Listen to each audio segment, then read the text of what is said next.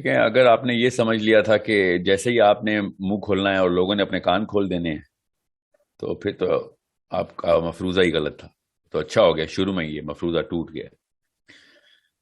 یہ اگر آپ کسی بھی موقع کے اوپر کوئی اور لذت بانٹ رہی ہوتی جو دنیا میں لذت ہوتی ہے، تو کان کیا کھلنے تھے، ہاتھ کھلنے تھے، باہیں کھلنی تھی، لوگوں کی دوڑ لگنی تھی آپ کی طرف. آپ آخرت کی لذت بانٹ رہی ہیں، دنیا میں تو تکلیف بانٹ رہی ہیں، آپ دنیا میں قربانی بانٹ رہی ہیں. تو یہ تو ہر اس بندے کا مسئلہ ہے کہ جس نے حق کی بات کرنی ہے. یہ کبھی بھی مت سوچئے گا کہ دین میں آسانی ہے. دین میں، اس دنیا میں کوئی آسانی نہیں ہے. دین میں اس دنیا کے اندر مشکلات ہیں. اسی لیے تو ان ٹاورز کے اوپر نام لکھا جاتا ہے، مشکل کے بعد لکھا جاتا ہے نا. اللہ تعالیٰ نے کہا نا کہ اتنی سستی نہیں ہے جنت، تو اتنے آسانی سے تو نہیں ملنی. ہر ایک کو اپنی اپنی ایک جنگ ملے گی. آپ کو یہ جنگ، اگر آپ نے بڑی جنگ میں حصہ لے لیا ہے، now you are fighting the big fight, تو آپ کیا سمجھ رہی ہیں بڑی بلائیں نہیں آئیں گی؟ یہ تو اندر کی بلائیں. ابھی تو باہر سے بلائیں. ابھی دیکھیں کیا کیا آتا ہے آپ کے پاس. یہ پریکٹس ہو رہی ہے آپ کی، یاد رکھیے گا. ابھی ایک نیٹ پریکٹس کر رہی ہیں. ابھی تو میچ کھیلنا ہے آپ نے. یہ اپنے اندر کی لڑائیاں کریں، اور یہ یاد رکھیے گا، یہ جو ظاہری جو ہے نا، ظاہری بلائیں جو ابھی آپ کے سامنے نہیں آئیں، ان کو ابھی بعد میں دیکھیں آپ. وہ چھوٹا، وہ بچے بھی لڑ لیتے ہیں ان سے. جو انویزیبل اینمی ہے نا آپ کا، وہ ابلیس اور اس کے حواری ہیں سارے. وہ وسوسے ہیں، وہ اندر کی ڈی موٹیویشن کی اسٹریٹجی ہے اس کی. وہ سب سے پہلے ان لوگوں کے اوپر آتا ہے کہ جو ارادہ باندھتے ہیں. وہ ارادہ توڑتا ہے، پھر اس کے خلاف جسٹیفیکیشن دیتا ہے، پھر اپنے آپ کو نااہل ثابت کرواتا ہے. اللہ کے نبی علیہ السلام نے اس سائیکالوجی کو کے دل میں تیر چلا دیا اور کہا بلغوا عنی لو آیا. کچھ بھی آتا ہے، ایک آیت بھی آتی ہے، آگے پہنچا دو، تاکہ کوئی یہ شیطان ادھر سے نہ آگے وار کرے اور بھلائی رک نہ جائے. سوچیں یہ حدیث نہ ہوتی تو 1% دنیا باقی کی 99% دنیا کا ذمہ لیتی. ٹھیک ہے؟ اور 99% نے زبردستی اسی 1% کے اوپر اکتفا کر کے خود بھلائی زیرو کر دینی تھی. نبی علیہ السلام نے اس نفسیات کو مسمار کر دیا کہ شیطان یہ والی چال نہ چل سکے کہ پہلے میں ڈاکٹر بنوں اسلام کا اور پھر بھلائی آگے کروں. اللہ تعالیٰ نے کہا تم پیدائشی مسلمان ہو. نبی علیہ السلام نے کہا ایک بھی آیت سیکھ لی ہے، آگے پہنچا. حضرت زید کو، آپ کو پتا نا کتنی سال کی عمر میں انہوں نے امامت کا، ایک خاص علاقے میں امامت کا کہہ دیا کہ اس بچے کو امامت کرواؤ. ٹھیک ہے؟ تو آپ تو 35 سال کی خاتون ہیں، مسلمان ہیں. آپ کو بار بار وسوسہ آئے گا، بار بار آئے گا کہ میں اس قابل کہاں. آپ اس قابل پیدا ہوئی ہیں، اور بعد میں تو آپ نے اور بڑے پر لگائے آپ نے. یہ تو اسکل لی ہے آپ نے، کمیونیکیشن کی، لوگوں کو سمجھنے کی سینس آپ کے اندر، جو فطرتاً ہر انسان کو اس دنیا کے اندر، اس پلانٹ کے اندر رہ کے آئی جاتی ہے. آپ کے اندر ایک سینس آف ایمپتھی ہے جو کہ پوری طرح چمک رہی ہے. خاتون ہے آپ نا، آدمی کے اندر تو پھر نہیں آتی. 35 سال میں بھی بچوں والی حرکتیں کرتا ہے. تو یہ کچھ ایسی چیزیں ہیں جو کہ اللہ تعالیٰ کے ذمہ ڈالیں کہ اللہ مجھے اس نیت کے اوپر کاربند فرما اور اس پہ استقامت دے. لڑائیاں تو کریں اپنے اندر، پہلے انویزیبل اینمی کو انڈر ایسٹیمیٹ نہ کریں. بس شیطان ہمیشہ مومنین پہ اور تقوی کے تھرو حملہ کرتا ہے کہ تیرا تقوی کدھر، تو چلا 900 چوہے کھا کے حج کو چلا. آپ 900 کیا 9000 چوہے کھا چکے ہیں، اور آپ نے 9000 اور بھی کھانے ہوں. حج پھر بھی کرنا ہے آپ نے. ٹھیک ہے؟ یس سر. سر ابھی وہ مطلب سمجھ میں نہیں آ رہا سر. ایک اور کوسچن سر. میں ابھی رک جائیں، میں یہ نفسیات پوری طرح کور کر لوں. پہلے یہ ہر انسان کو میں بتا دوں، یہ جو پاکستانی دیسی فلسفی ہے نا، یہ دنیا پوری میں ہے خیر دیسی، لیکن اس پہ پی ایچ ڈی کر چکے ہیں کہ اے اپنی شکل دیکھ، تو بتائے گا ہمیں. جی میں بتاؤں گا. میں اگر ابلیس خود بھی ہوں نا، تب بھی نیکی کی بات بتاؤں گا تو آپ کو سننی پڑے گی. جو چیز صحیح ہے وہ صحیح ہے، چاہے وہ ابلیس ہی بتائے.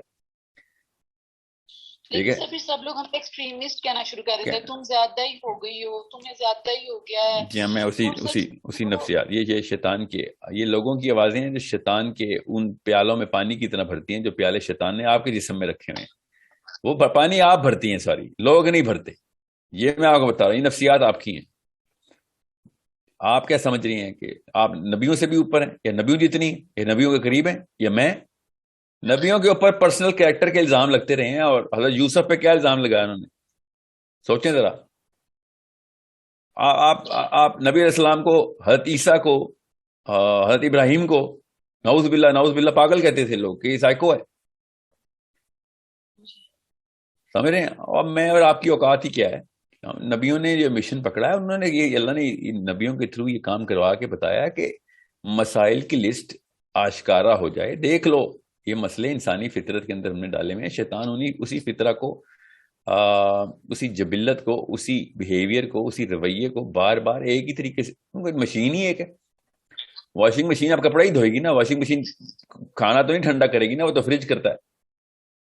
ٹھیک ہے, تو انسان جس طریقے سے شروع سے رویہ اپنا آشکارا کرتا ہے, یہ ہسٹری پڑھیں آپ, قوموں کی ہسٹری اللہ تعالیٰ نے قرآن پاک میں سائیکالوجی کے لیسن کے لیے دی ہے ہمیں. اللہ تعالیٰ نے کہانیاں نہیں سنائی ہمیں, اللہ تعالیٰ نے ٹریننگ دی ہے کہ انسانی رویے دیکھو. حضرت ایوب کے ساتھ کیا ہوا, حضرت صالح کے ساتھ کیا ہوا. دیکھیں تضحیق کی اوج حضرت صالح کے ساتھ تھی.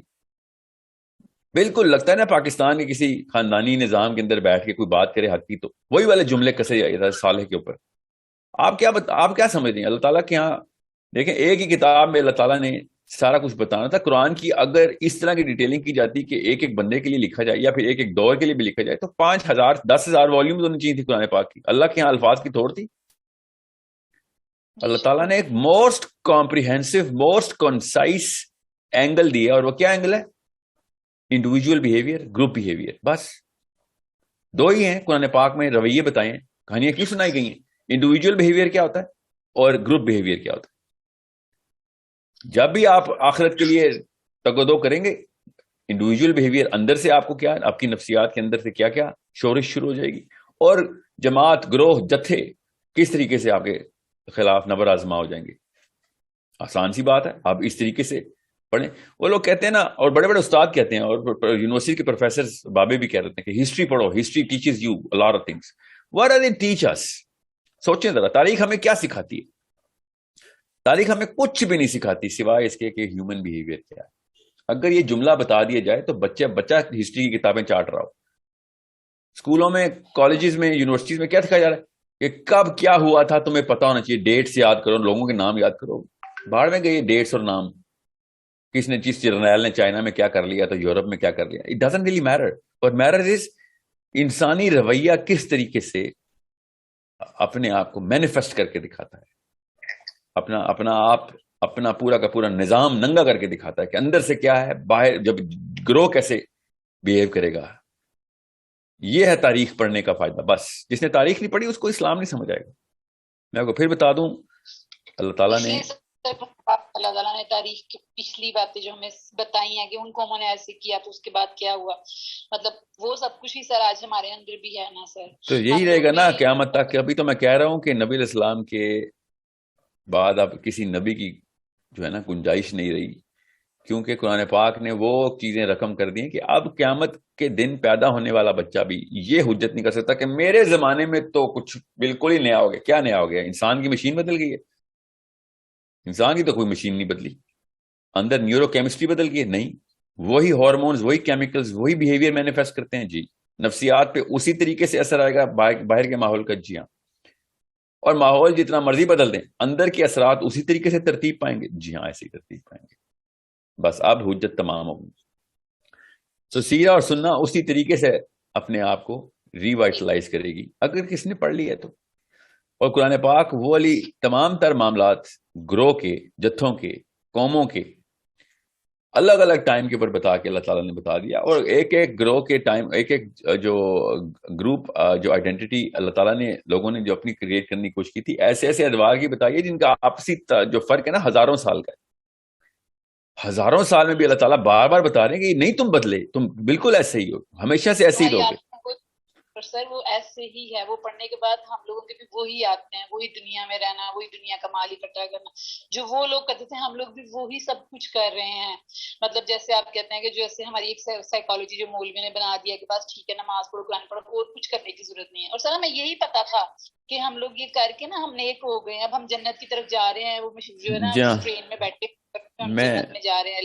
میں آپ کے اس شروع والے کامنٹ کا جواب بھی دے دوں کہ تزکیہ نفس جو ہے نا, جو کوئی کہتا ہے نا تزکیہ نفس کرو, یہ نظام کیا لگائی ہوئی ہے, اس کو پوچھ لیں کہ ہماری فطرت کے اندر ڈیزائن ہے کہ اگر تزکیہ بھی کرنا ہے تو لوگوں کا تزکیہ کرنا پڑے گا. اگر اپنا تزکیہ کرنا ہے تو نظام خود اندر سے اسٹیپ، کامن سینس کی بات بتا رہا ہوں کہ اگر آپ نے آپ کو ٹھیک کرنا ہے تو آپ کو لوگوں کو ٹھیک کرنے کی یہ پریپریشن کرنی پڑے گی.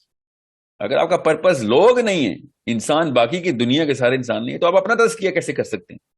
آپ کا تزکیہ ہو ہی نہیں سکتا اگر آپ لوگوں کی نہیں سوچ رہے. تو یہ سیلفشنس اپنے اندر رکھی ہوئی ہے کہ میں اپنی آخرت بچا لوں خالی، اور اپنے آپ کو لیکن سر جب تزکیہ دوسرا بھی بندہ کر رہے ہیں آپ. لیکن سر دوسرا بندہ نہیں سن رہا ہے تو پھر ہم لوگ بس خود سے اس کو اپنے دل میں برا جان کے سائڈ پہ بیٹھ جاتے. پھر ہم اس کو کیسے سمجھائیں جب وہ سن ہی نہیں رہا، ہماری بات مان ہی نہیں رہا؟ تو پھر اس میں ہمارا اپنا ہی بس تزکیہ ہو جاتا ہے اور ہم دوسرے کو کچھ نہیں کر سکتے. یہ تزکیہ نہیں ہوا آپ کا، آپ نے تو بالکل ایک سیلفش اور سیلف سینٹرڈ بہیویئر شو کیا کہ آپ خود ہی بیٹھ جاتے ہیں. یہ کون سا اسلام ہے بیٹھ جانا؟ لیکن ہمت سر پھر وہ ایکسٹریم کہتے ہیں، وہ کہتے ہیں کہ تم زیادہ ہی ایسے کر رہی ہو. مطلب اتنا اللہ تعالیٰ نے نہیں، مشکل نہیں کیا ہوا، تم آپ زیادہ اپنی ہی ترکیب تو خیر بدلیں گی، ترکیب بدلیں، مگر یہ نہیں ہو سکتا کہ آپ نے ہمت ہار دی ہے. آپ نے مطلب نبی علیہ السلام 600 سے زیادہ دفعہ ابو جہل جیسے خبیث کو تبلیغ کر رہے ہیں، دعوت دے رہے ہیں، اور آپ نے 3 دفعہ کے بعد ہمت ہار لی کیونکہ آپ کو تانا نہیں برداشت ہوتا. ایک کمزوری آپ کے اندر ہے. اسلام جو ہے نا ہمت ہارنے والا اسلام دین نہیں ہے. آپ کو کام کرنا پڑے گا. ٹھیک ہے، لوگوں کے اوپر، انسانوں پہ ہمت نہیں ہارتے ہوتے. یہ تزکیہ نہیں ہو رہا، یہ ایکچولی تزکیہ کے خلاف ایک سازش ہے شیطان کی.